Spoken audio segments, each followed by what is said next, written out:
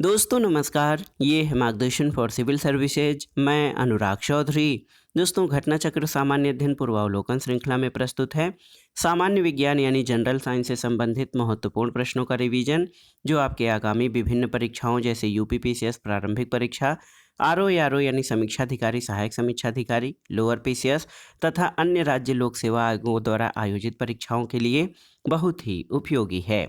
इस वीडियो में हम भौतिक विज्ञान के अंतर्गत तरंग गति से संबंधित महत्वपूर्ण प्रश्नों को सॉल्व करेंगे। तो आइए शुरू करते हैं आज का वीडियो। पहला प्रश्न है दोस्तों, निम्न में से कौन सी यांत्रिक तरंग है? रेडियो तरंग, एक्स तरंग, प्रकाश तरंग या ध्वनि तरंगे? तो सही उत्तर है ऑप्शन डी, ध्वनि तरंगे। दोस्तों ध्वनि तरंगे या साउंड वेव्स जो हैं वो यांत्रिक तरंगे यानी मैकेनिकल वेव्स हैं, जबकि रेडियो तरंगे, एक्स तरंगे और प्रकाश तरंगे ये विद्युत चुंबकीय तरंगों के उदाहरण हैं। यांत्रिक तरंग किसी भौतिक माध्यम में उत्पन्न वह विक्षोभ है जो अपना स्वरूप बिना बदले माध्यम में एक निश्चित चाल से आगे बढ़ता है। यांत्रिक तरंगें माध्यम के कणों की सीमित गति के द्वारा ऊर्जा तथा संवेग का संचरण करती हैं, परंतु माध्यम अपने ही स्थान पर बना रहता है। अगला प्रश्न है दोस्तों, अनुदैर्घ्य तरंगों का उदाहरण है क्या? ऑप्शन देखिए, रेडियो तरंग, ध्वनि तरंग, एक्स किरण, गामा किरण या उपर्युक्त में से कोई नहीं या एक से अधिक? तो सही उत्तर है अनुदैर्घ्य तरंगों का उदाहरण ध्वनि तरंगे हैं। दोस्तों आप जान लीजिए, किसी माध्यम में यांत्रिक तरंग के संचरित होने पर यदि माध्यम के कण तरंग के संचरण की दिशा के समानांतर कंपन करते हैं तो उस तरंग को अनुदैर्घ्य तरंग कहते हैं, और ध्वनि तरंग जो है अनुदैर्घ्य तरंग यानी लॉन्गिट्यूशनल वेव होती है। अगला प्रश्न है, वायु में ध्वनि तरंग होती है कैसी? तिरछी, अनुदैर्घ्य, विद्युत चुंबकीय या ध्रुवीकृत? तो सही उत्तर है अनुदैर्घ्य। आप देख सकते हैं दोस्तों, ध्वनि तरंगे यांत्रिक तरंगे कहलाती हैं क्योंकि उनके संचरण के लिए द्रव्यात्मक माध्यम या तो ठोस, द्रव, गैस, वायु की आवश्यकता होती है। ध्वनि तरंगे बिना माध्यम के या निर्वात में नहीं चलती हैं, आप जानते हैं। दोस्तों वायु या गैस में ध्वनि की तरंग अनुदैर्घ्य तरंग होती है क्योंकि इस माध्यम के घटक तरंग की गति की दिशा के अनुदिश दोलन करते हैं। अगला प्रश्न है दोस्तों, एक सितार में किस प्रकार की ध्वनि तरंगें उत्पन्न होती हैं? आपको बताना है। प्रगामी और अनुदैर्घ्य, प्रगामी और अनुप्रस्थ, अप्रगामी और अनुदैर्घ्य और अप्रगामी और अनुप्रस्थ? तो सही उत्तर है अप्रगामी और अनुप्रस्थ तरंगें एक सितार में उत्पन्न होती हैं। दोस्तों जब दो सर्वसम अनुप्रस्थ प्रगामी तरंगें यानी ट्रांसवर्स प्रोग्रेसिव वेव्स एक सरल रेखा में विपरीत दिशा में चलती हुई अध्यारोपित होती हैं तो माध्यम में जो तरंग पैटर्न बनता है उसे अनुप्रस्थ अप्रगामी तरंग कहते हैं। जैसे स्वरमापी के तार या सितार गिटार के तार में अप्रगामी अनुप्रस्थ तरंगें उत्पन्न होती हैं। अगला प्रश्न है दोस्तों, दीर्घ रेडियो तरंगें पृथ्वी की किस सतह से परावर्तित होती हैं? आपको बताना है। क्षोभ मंडल, आयन मंडल, क्षोभ सीमा या समताप मंडल? तो सही उत्तर है आयन मंडल। दोस्तों दीर्घ रेडियो तरंगें पृथ्वी के आयन मंडल से परावर्तित होती हैं। ये मंडल लगभग 50 से 400 मील की ऊंचाई के मध्य स्थित होता है। यहाँ की हवा विद्युत आवेशित होती है। तो याद रखिएगा, दीर्घ रेडियो तरंगें पृथ्वी के आयन मंडल से परावर्तित होती हैं। अगला प्रश्न है दोस्तों, देखिए बेतार के तार का संपर्क पृथ्वी के धरातल को परावर्तित किया जाता है ट्रोपोस्फियर द्वारा, स्ट्रेटोस्फियर द्वारा, आइनोस्फियर या एक्सोस्फियर? तो ये महत्वपूर्ण प्रश्न है। देखिए ये है आयन मंडल या आइनोस्फियर।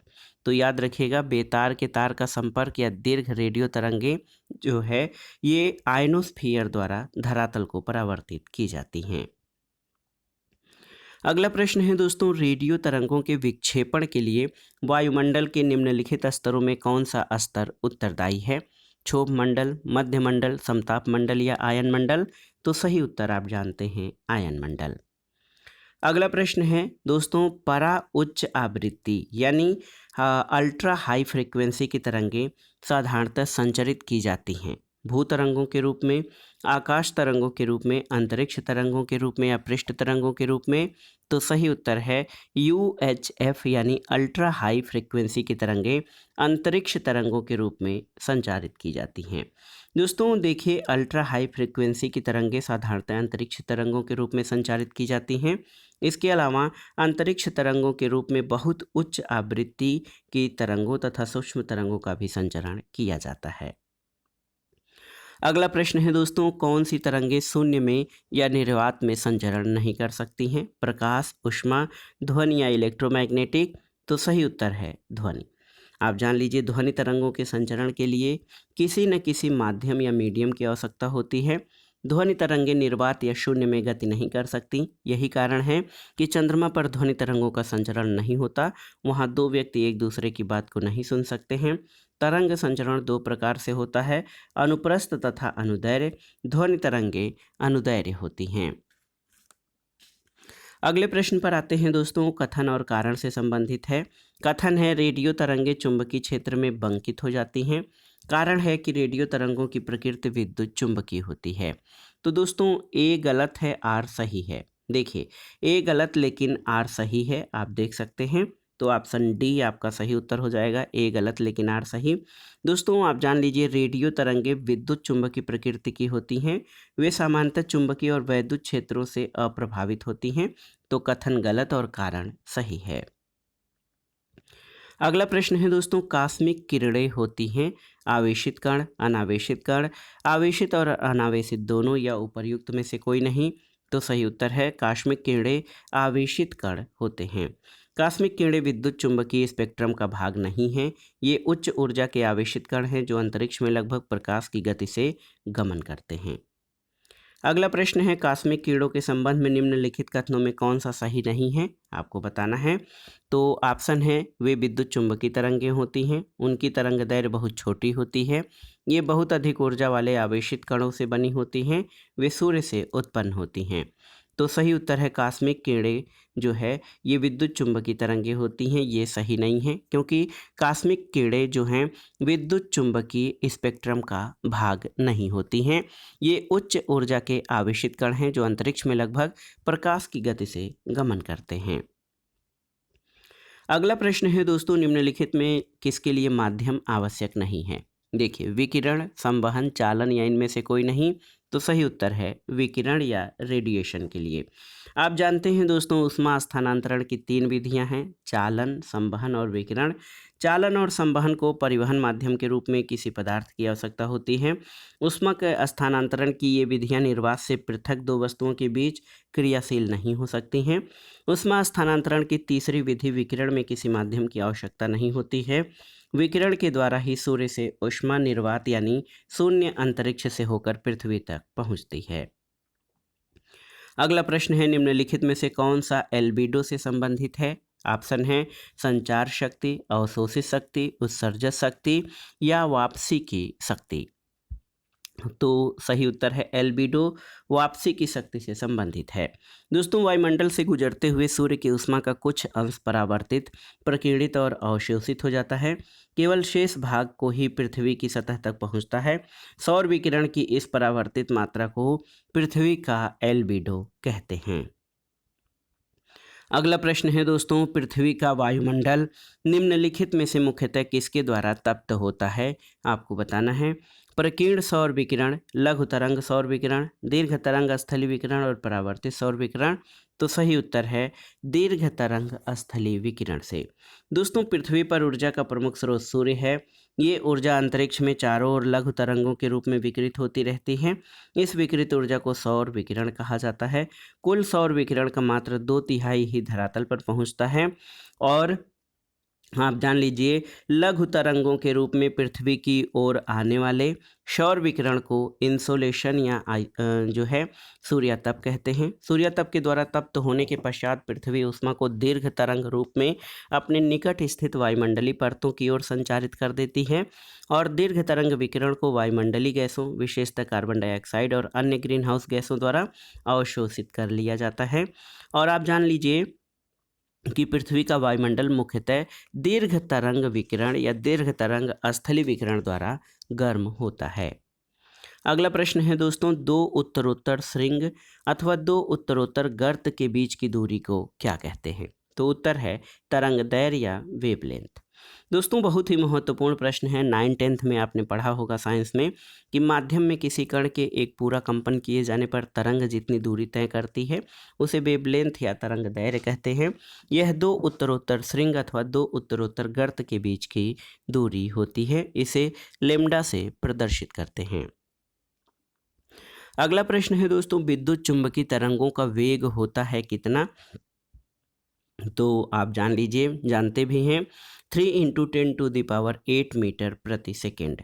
आप जान लीजिए, आप वे तरंगे जिन्हें संचरित होने के लिए माध्यम की आवश्यकता नहीं होती है और उन्हें विद्युत चुंबकीय तरंग कहते हैं। इनकी चाल निर्वात में प्रकाश के चाल के बराबर यानी 3 लाख किलोमीटर प्रति सेकेंड होती है। अगला प्रश्न है, निम्नलिखित में से कौन सा विद्युत चुंबकीय तरंग का उदाहरण नहीं है?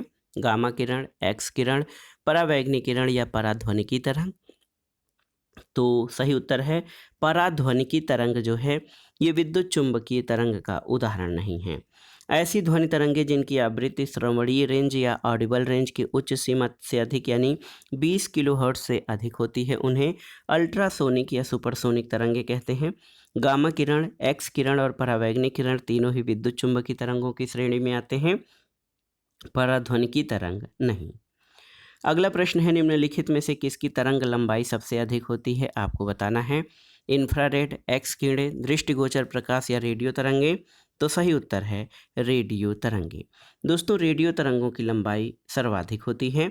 विद्युत चुंबकीय स्पेक्ट्रम में शामिल विभिन्न विकिरणों का तरंग दैर्घ्य के संदर्भ में अवरोही क्रम, रेडियो तरंगे सबसे बड़ी, उसके बाद माइक्रोवेव, फिर अवरक्त विकिरण, फिर दृश्य प्रकाश, परावैंगनी विकिरण और एक्स किरण तथा गामा किरण। तो आप जान लीजिए, रेडियो तरंगों की तरंग दैर्घ्य सर्वाधिक और गामा किरणों की तरंग दैर्घ्य न्यूनतम होती है। अगला प्रश्न है, निम्नलिखित विद्युत चुंबकीय विकिरणों में से किसकी ऊर्जा अधिकतम होती है? तो सही उत्तर है एक्स किरण। दृश्य प्रकाश, अवरक्त किरण, परावैंगनी किरण और एक्स किरणों में से एक्स किरणों की ऊर्जा अधिकतम होती है। अगर जो ऊर्जा के संदर्भ में विद्युत चुंबकीय विकिरणों का क्रम देखा जाए तो सर्वाधिक ऊर्जा वाली रेडियो, सबसे कम ऊर्जा वाली रेडियो तरंगे, सबसे अधिक ऊर्जा वाली गामा किरणें होती हैं। गामा किरणों की जो है ऊर्जा सर्वाधिक होती है, उससे कम एक्स किरण, उससे कम परावैंगनी विकिरण, फिर दृश्य प्रकाश, फिर अवरक्त विकिरण, माइक्रोवेव और रेडियो तरंगों की ऊर्जा सबसे कम होती है। अगला प्रश्न है दोस्तों, माइक्रोवेव में विद्युत चुंबकीय तरंगें होती हैं जिनकी सीमा की आवृत्ति कितनी होती है?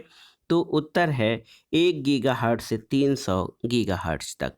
दोस्तों आप जान लीजिए, माइक्रोवेव ऐसी विद्युत चुंबकीय तरंगें हैं जिनकी आवृत्ति 300 मेगाहर्ट्ज से 300 गीगाहर्ट्ज तक होती है। अलग अलग स्रोत विभिन्न आवृत्ति रेंज को माइक्रोवेव के रूप में परिभाषित करते हैं, लेकिन व्यापक परिभाषा UHF तथा EHF मिलीमीटर वेव दोनों बैंडों को शामिल करती है। सर्वाधिक जो उपयुक्त उत्तर है वो ऑप्शन सी होगा। माइक्रोवेव में जो विद्युत चुंबकीय तरंगें होती हैं उनकी सीमा 1 गीगाहर्ट्ज से 300 गीगाहर्ट्ज तक होती है। अगला प्रश्न है, क्रिस्टल की संरचना जानने के लिए निम्नलिखित में से किसको प्रयोग में लाया जाता है? गामा किरणें, एक्स किरणें, अल्ट्रावायलेट किरणें या दृश्य प्रकाश? तो सही उत्तर है एक्स किरणें। दोस्तों क्रिस्टलिकी या क्रिस्टल विज्ञान या मणि विज्ञान एक प्रायोगिक विज्ञान है जिसमें क्रिस्टलों में परमाणुओं के विन्यास का अध्ययन किया जाता है और एक्स किरणों के विवर्तन तथा क्रिस्टलों की संरचना का अध्ययन इसमें किया जाता है एक्स किरणों के द्वारा। अगला प्रश्न है, एक रडार जो शत्रु के वायुयान की उपस्थिति का पता लगाता है प्रयोग करता है कौन सी किरणों को? प्रकाश तरंगे, रेडियो तरंगे, ध्वनि तरंगे या कालातीत तरंगे? तो सही उत्तर है रेडियो तरंगे। दोस्तों आप जान लीजिए, रडार एक ऐसी प्रणाली है जिसमें विद्युत चुंबकीय तरंगों को विशेषतः रेडियो तरंगों की सहायता से स्थिर और गतिमान दोनों प्रकार की वस्तुओं की रेंज, ऊंचाई, दिशा और गति का पता लगाया जाता है। अगला प्रश्न है, सुदूर संवेदन तकनीक में निम्न में से किसका प्रयोग होता है? आपको बताना है। विद्युत तरंग, सोनार तरंग, गामा तरंग या विद्युत चुंबकीय तरंग? तो सही उत्तर है विद्युत चुंबकीय तरंगों का। दोस्तों, सुदूर संवेदन या रिमोट सेंसिंग को भू पर्यवेक्षण के रूप में संदर्भित किया जाता है। यह एक ऐसी तकनीक है जिसमें पृथ्वी की सतह या उसके वायुमंडल का अवलोकन अंतरिक्ष के उपग्रहों के माध्यम से या वायुयानों के माध्यम से किया जाता है। इसके तहत पृथ्वी की सतह पर स्थित वस्तुओं, क्षेत्रों से संबंधित सूचनाओं के बिना प्रत्यक्ष संपर्क में आए ही प्राप्त की जाती हैं। सुदूर संवेदन, जिसको रिमोट सेंसिंग कहते हैं, उस तकनीक में विद्युत चुंबकीय स्पेक्ट्रम के एक भाग या कई भागों का प्रयोग किया जाता है। अधिकतर रिमोट सेंसिंग प्रणालियां विद्युत चुंबकीय स्पेक्ट्रम के दृश्य, अवरक्त और माइक्रोवेव क्षेत्रों में संचारित होती हैं, और हालांकि कुछ प्रणालियां अल्ट्रावायलेट स्पेक्ट्रम के दीर्घ तरंग भाग का भी प्रयोग करती हैं। अगला प्रश्न है दोस्तों, जब समताप मंडल में ओजोन का अवक्षय होता है तो पृथ्वी के धरातल पर पतित विकिरण की तरंग दैर्घ्य कितनी होती है? तो बहुत ही महत्वपूर्ण प्रश्न है, आप जान लीजिए। दोस्तों, जब समताप मंडल में ओजोन का अवक्षय होता है तो पृथ्वी पर धरातल पतित विकिरण की तरंग दैर्घ्य जो होती है वो 10⁻⁻7 माइक्रोन के बराबर होती है। दोस्तों, यहाँ पर देखिए, पराबैंगनी विकिरण को उसकी तरंग दैर्घ्य के आधार पर 3 भागों में विभाजित किया जाता है। एक तो अल्ट्रावायलेट एक विकिरण, इन विकिरणों की तरंग दैर्घ्य 320 से 400 नैनोमीटर तक होती है, और यह विकिरण सुरक्षात्मक ओजोन परत से लगभग अप्रभावित रहता है और पृथ्वी की सतह तक आसानी से पहुंच जाता है। अल्ट्रावायलेट बी विकिरण 280 से 320 नैनोमीटर की तरंग दैर्घ्य रेंज वाला ये विकिरण आंशिक रूप से ओजोन परत द्वारा अवशोषित किया जाता है, लेकिन इसकी कुछ मात्रा पृथ्वी तक पहुंचती है। अल्ट्रावायलेट सी, तो इसका जो रेंज होता है तरंग दैर्घ्य, ये 100 से 280 नैनोमीटर होता है। ये विकिरण ओजोन परत द्वारा सर्वाधिक प्रभावित होता है, इसलिए समताप मंडल में ओजोन का अवक्षय होने पर पृथ्वी के धरातल पर पतित विकिरण का न्यूनतम तरंग दैर्घ्य 100 नैनोमीटर होगा। अगला प्रश्न है, निम्नलिखित में से किस प्रकार की तरंगों का प्रयोग रात्रि दृष्टि उपकरण में किया जाता है? आपको बताना है। तो सही उत्तर है अवरक्त तरंग या इंफ्रारेड वेव। दोस्तों, अवरक्त तरंग विद्युत चुंबकीय तरंगें इनका एक प्रकार है। इसकी तरंग दैर्घ्य दीप्त प्रकाश से अधिक होता है। इनका प्रयोग लक्ष्य ढूंढने, निरीक्षण, रात्रि दृष्टि आदि के लिए सैनिकों द्वारा किया जाता है। अगला प्रश्न है दोस्तों, सामान्य टीवी रिमोट कंट्रोल में उपयोग की जाने वाली तरंगें कौन सी होती हैं? आपको बताना है। तो सही उत्तर है अवरक्त किरणें। दोस्तों, सामान्यतः टेलीविज़न के रिमोट कंट्रोल में जो विद्युत चुंबकीय तरंगों का प्रयोग होता है वो अवरक्त किरणें होती हैं। और आप जान लीजिए, रिमोट कंट्रोल केवल टेलीविज़न को ऑन ऑफ करने में ही नहीं बल्कि चैनल, आवाज़ की तीव्रता, चित्र की गुणवत्ता आदि को नियंत्रित करने में प्रयुक्त होता है। अगले प्रश्न पर आते हैं दोस्तों, बहुत ही महत्वपूर्ण प्रश्न है आपका कि टेलीविज़न के दूरस्थ नियंत्रण के लिए किस प्रकार की विद्युत चुंबकीय विकिरण का प्रयोग किया जाता है? अवरक्त, पराबैंगनी, दृश्य और उपर्युक्त में से कोई नहीं। तो सही उत्तर क्या हो जाएगा? दोस्तों, टेलीविज़न के दूरस्थ नियंत्रण के लिए जो है अवरक्त विकिरण का प्रयोग किया जाता है। ऑप्शन ए आपका सही उत्तर है। अगला प्रश्न है, निम्नलिखित में से कौन सा विद्युत चुंबकीय विकिरण टेलीविज़न के दूरस्थ नियंत्रण के लिए प्रयोग में लाया जाता है? तो सही उत्तर है अवरक्त, ऑप्शन ए। अगला प्रश्न है दोस्तों, एक टीवी सेट को चलाने के लिए निम्नलिखित में से किस एक का टीवी रिमोट नियंत्रण इकाई के द्वारा प्रयोग किया जाता है? तो सही उत्तर क्या हो जाएगा? सही उत्तर इसमें हो जाएगा रेडियो तरंगों का प्रयोग किया जाता है। दोस्तों, टीवी के रिमोट नियंत्रण इकाइयों में अधिकतर अवरक्त विकिरण का प्रयोग करते हैं, लेकिन कुछ में रेडियो तरंगों का प्रयोग करते हैं। इंफ्रारेड एक विद्युत चुंबकीय विकिरण है। अगला प्रश्न है, दूर संचार के लिए प्रयुक्त तरंगें कौन सी होती हैं? तो ये माइक्रोवेव या सूक्ष्म तरंगें होती हैं। अगला प्रश्न है दोस्तों, आवृत्ति मॉड्यूलेशन या एफएम रेडियो वेव्स के बारे में क्या सही नहीं है? पहला है कि आवृत्ति मॉड्यूलेशन की आवृत्ति रेंज आयाम मॉड्यूलेशन से कम होती है। इसमें आयाम और कला नहीं बदलती है। इसका आविष्कार एडविन आर्मस्ट्रांग ने किया था, और इसकी जो बैंड विड्थ आयाम मॉड्यूलेशन से ज़्यादा होती है। तो गलत पूछा गया है, तो याद रखिएगा, एफएम की आवृत्ति रेंज आयाम मॉड्यूलेशन से कम होती है, ये आपका गलत है। दोस्तों, आप जान लीजिए, एफएम रेडियो वेव्स का आविष्कार एडविन आर्मस्ट्रांग ने किया था। AM यानी एम्पलीट्यूड मॉड्यूलेशन और FM यानी फ्रीक्वेंसी मॉड्यूलेशन रेडियो सिग्नलों के प्रसारण की विधियां हैं। दोनों ही तरीकों द्वारा सूचना को विद्युत चुम्बकीय तरंगों के रूप में प्रसारित किया जाता है। AM में सिग्नल का आयाम बदल जाता है लेकिन आवृत्ति और कला नहीं बदलती, जबकि FM में सिग्नल की आवृत्ति बदल जाती है लेकिन आयाम और कला नहीं बदलती। FM में AM की तुलना में उच्च बैंडविड्थ के कारण ध्वनि गुणवत्ता बेहतर होती है।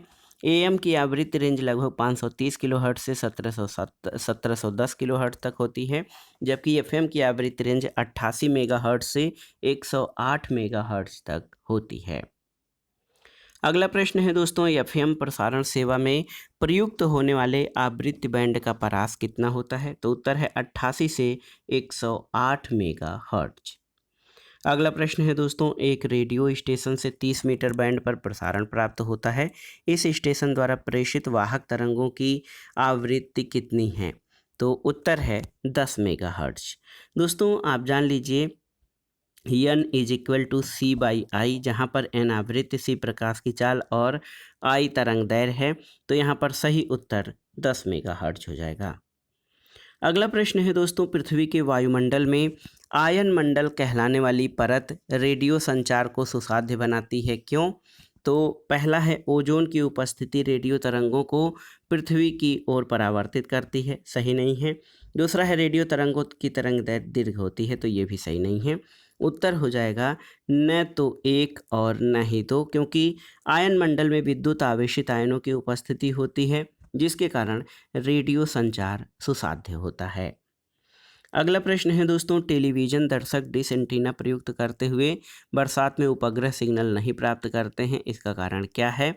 तो ऑप्शन देखिए, एंटीना छोटे होते हैं, वर्षा की बूंदें रेडियो तरंग की ऊर्जा अवशोषित करती हैं और वर्षा की बूंदें रेडियो तरंगों की ऊर्जा को मूल दिशा को विचलित करती हैं। तो 1, 2 और 3 तीनों ही सही हैं।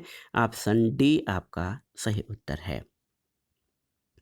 दोस्तों आप जान लीजिए कि बरसात में जो रेडियो तरंगें होती हैं, ये वर्षा की बूंदों से टकराकर आंशिक रूप से या पूर्णतः ऊष्मीय ऊर्जा में परिवर्तित हो जाती हैं और बूंदों द्वारा अवशोषित कर ली जाती हैं। वर्षा की बूंदें रेडियो तरंगों की ऊर्जा की मूल दिशा को विचलित करने में भी सक्षम होती हैं। इन कारणों से बरसात में उपग्रह सिग्नल प्राप्त करने में कठिनाई होती है। वर्षा के समय रेडियो सिग्नल कमज़ोर हो जाते हैं, जिन्हें छोटे डिश एंटीना ग्रहण नहीं कर पाते हैं। अगला प्रश्न है दोस्तों, आंतों के रोगों का जो है कारण निदान किन किरणों का उपयोग किया जाता है? तो उत्तर है एक्स किरण। एक्स किरण एक प्रकार का विद्युत चुम्बकीय विकिरण है। ये चिकित्सा में आंतों के रोगों के निदान के लिए प्रयुक्त किया जाता है। अगला प्रश्न है दोस्तों, सीटी स्कैन करने के लिए प्रयोग में लाई जाती है क्या? तो उत्तर है एक्स किरणें। सीटी स्कैन या कंप्यूटेड टोमोग्राफी विशेष प्रकार का एक्सरे परीक्षण है, जिसके द्वारा शरीर के अंदरूनी हिस्सों को देखा और रोगों का पता लगाया जा सकता है। अगला प्रश्न, और दोस्तों आप जान लीजिए कि इस चैप्टर का जो लास्ट क्वेश्चन है तरंग गति का, ये है कि निम्नलिखित में से किसका आविष्कार विल्हम रोएंटजन द्वारा किया गया था? तो उत्तर है एक्सरे। एक्सरे किरणों या एक्सरे मशीन की खोज विलियम रोएंटजन के द्वारा की गई थी। दोस्तों जर्मन वैज्ञानिक विल्हेम रोएंटजन को एक्सरे मशीन के आविष्कार का श्रेय दिया जाता है।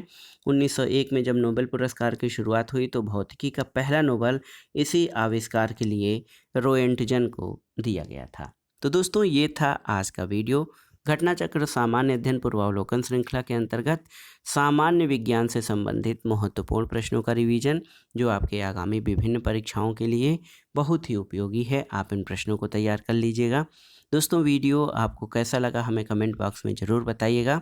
वीडियो को लाइक करें, शेयर करें और इस चैनल मार्गदर्शन फॉर सिविल सर्विसेज को सब्सक्राइब करें। वीडियो देखने के लिए धन्यवाद दोस्तों। नमस्कार।